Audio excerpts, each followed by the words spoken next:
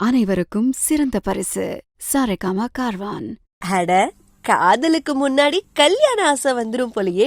நம்ம பார்வதி தர்மதுரை அவரோட அப்பா அம்மானு எல்லாரும் உட்காந்து ரொம்ப ஹாப்பியா பேசிட்டு இருக்காங்க. அப்போ நம்ம பார்வதி தர்மதுரை பண்றதெல்லாம் பார்த்து ரசிச்சிட்டு இருக்காங்க. அம்மாவுக்கு கால் அமுக்கி விடுறதெல்லாம் பார்த்துட்டு, அம்மாவை நல்லா பாத்துக்கிற பசங்க கண்டிப்பா பொண்டாட்டியும் நல்லா பாத்துக்குவாங்க அப்படின்னு சொல்றாங்க. ஸோ இதை பார்த்துட்டு தர்மதுரை வந்துட்டு, எனக்கு அப்படிலாம் எந்த ஆசையும் இல்லை, எங்க அம்மா எந்த பொண்ணை கை நீட்டுறாங்களோ, எந்த பொண்ணை கல்யாணம் பண்ணிக்கோன்னு சொல்றாங்களோ அவங்கள மட்டும்தான் கல்யாணம் பண்ணிப்பேன் அப்படின்னு சொல்றாங்க.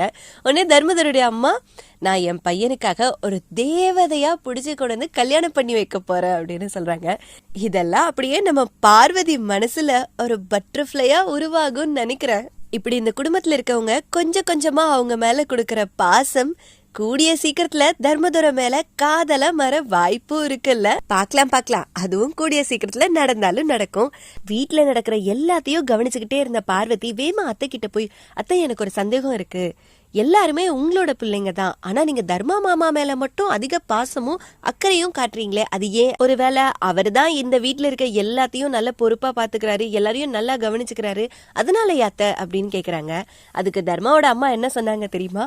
அது ஒரு காரணமா இருந்தாலும் இன்னொரு விஷயம் இருக்கு, ஆனா அதெல்லாம் சொன்னா புரியாது, நீயே பாரு அப்படின்னு சொல்லிட்டு வேமா ஒரு காஃபி ட்ரே எடுத்துட்டு எல்லாருக்கும் காஃபி போட்டு, இப்ப நீயே அதை பார்த்து தெரிஞ்சுக்குவ, நான் சொன்னாலாம் உனக்கு புரியாது அப்படின்னு வேமா கிளம்புறாங்க. இவங்க என்ன காட்ட போறாங்க? ஏன் தர்மதுரை அவ்வளோ ஸ்பெஷல் உங்களுக்கு தெரியுமா? தெரிஞ்சா கமெண்ட் பண்ணுங்க. பார்வதி மனசுல இருக்க அந்த நேசம் பாசம் காதலா மாறுமா? என்ன நடக்க போது ஃபுல் எபிசோட் பார்த்து தெரிஞ்சுக்கலாம். அம்மாவை இந்த மாதிரி பாத்துக்கிறவங்க அவங்களுக்கு வரப்போற பொண்டாட்டியையும் நல்லா பாத்துப்பாங்கன்னு சொல்லுவாங்க. சும்மா தேவத மாதிரி ஒரு பொண்ணுதான் என் புள்ளைய தேடி வருவா. இந்த வீட்ல இருக்கிற எல்லாரும் உங்க பசங்க தான், ஆனா தர்மா மாமா மேல மட்டும் நீங்க கொஞ்சம் எக்ஸ்ட்ரா அக்கறையா இருக்கீங்களே. அது உனக்கு சொல்லி புரிய வைக்க முடியாது, இப்ப நடக்கிறத பார்த்தா நீயே புரிஞ்சுப்ப.